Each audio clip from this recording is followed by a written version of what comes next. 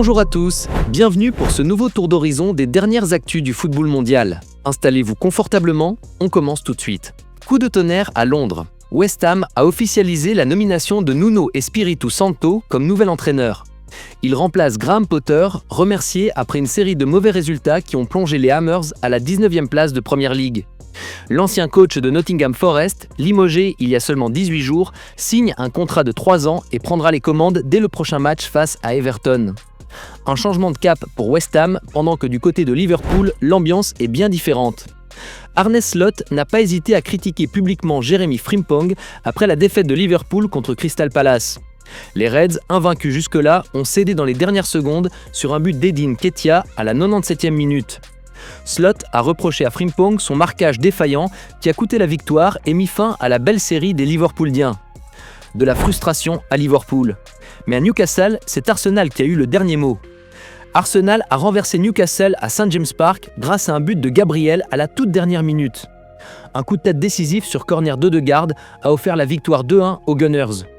Avant cela, Voltemade avait ouvert le score pour les Magpies, puis Merino avait égalisé de la tête.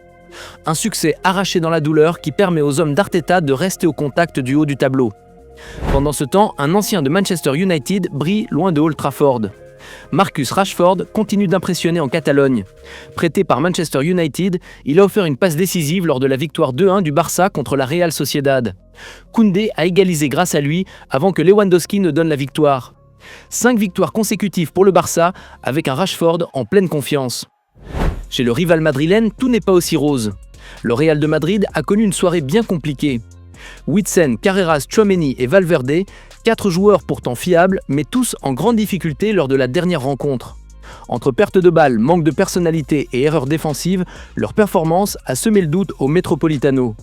Un effondrement inattendu qui inquiète Xabi Alonso et les supporters madrilènes. Mais si le jeu déçoit parfois, le spectacle lui reste bien présent, surtout à l'approche d'un grand rendez-vous. À l'approche du Classico du 26 octobre, la Liga a dévoilé un ballon inédit. Noir, or et blanc, il porte fièrement l'inscription El Clasico. Un objet symbolique qui ajoutera encore un peu plus de prestige au duel entre le Real Madrid et le FC Barcelone. Et justement, en Ligue des Champions, un choc approche aussi. L'UEFA a désigné l'Anglais Michael Oliver pour diriger le très attendu Barça-PSG. Expérimenté et habitué aux grands rendez-vous européens, il a déjà arbitré plusieurs rencontres de ces deux clubs avec des fortunes diverses. Une garantie pour un duel électrique où chaque décision aura son importance. En Espagne, un autre entraîneur fait l'histoire.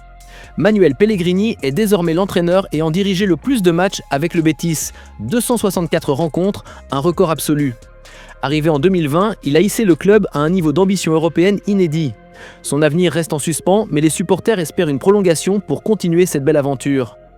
En France maintenant, avec une très mauvaise nouvelle pour le FC Nantes. Coup dur pour le FC Nantes. Johan Lepenant pourrait être victime d'une fracture du tibia après un contact contre Toulouse. Le verdict des examens médicaux doit tomber, mais une longue absence se profile pour le milieu de 22 ans, auteur d'un excellent début de saison. Le club pourrait être contraint de recruter un joker médical. De leur côté, les Rennais vivent une drôle de situation. Après le nul 0-0 face à Linz, Habib Baye a demandé à ses joueurs de ne pas s'exprimer devant les médias.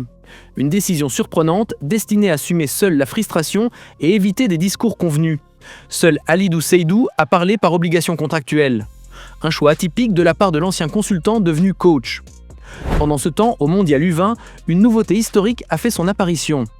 Une première mondiale, lors du Maroc-Espagne, le sélectionneur marocain Mohamed Ouahabi a brandi en carton vert pour annuler un penalty.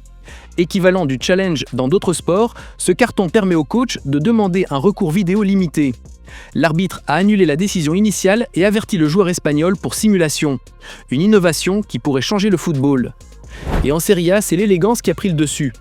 Après Milan-Napoli, Kevin De Bruyne a publié un message fair-play envers Luka Modric.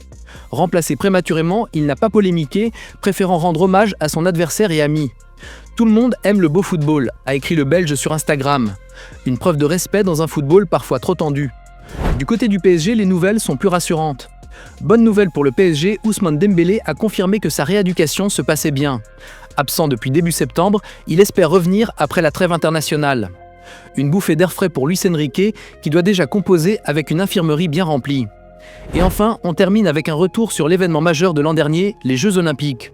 La Cour des comptes a publié son rapport sur Paris 2024. Les Jeux ont coûté 6,6 milliards d'euros de fonds publics. Si l'organisation a été saluée, l'impact économique immédiat reste très limité, avec seulement 0,07 points de PIB gagnés en 2024. Reste à voir l'effet à long terme. Voilà pour ce tour complet de l'actualité football sur New Frame. Merci d'avoir suivi jusqu'ici, on se retrouve très vite pour un nouveau décryptage.